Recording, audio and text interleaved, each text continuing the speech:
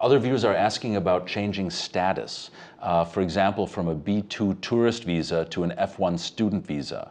Could you talk a little bit about changing status and maybe a little bit more broadly? If you enter the United States, for example, initially on a visitor visa, on a B2 visitor visa, and then you want to change status to an F1 student.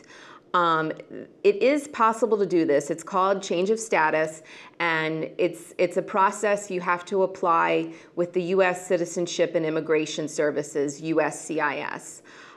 It is possible to do it. However, it can be a lengthy process, and you can't begin studying until the change of status essentially has been approved and completed by USCIS, and you're in F1 status.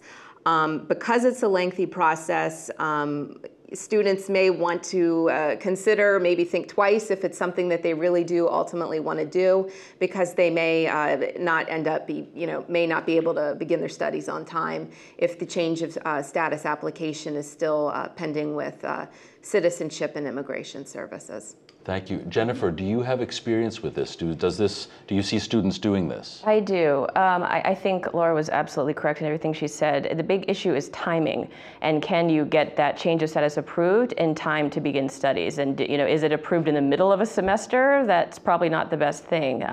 So really it's about planning ahead, having a good plan, and understanding when maybe the change of status in the United States is not the best option, and what would make more sense is actually departing and re-entering as an initial attendance I-20 student. I see, going home. Twyla, would you like to add anything? As Jennifer mentioned, it's oftentimes a matter of looking at when classes begin, looking at when the stamp inside the student's visa, who has a B1, B2, actually will end, and trying to figure out the best time for them to do that. And as Jennifer mentioned, oftentimes it makes more sense and it's a shorter piece of time for them to return home and then come back in for the next semester.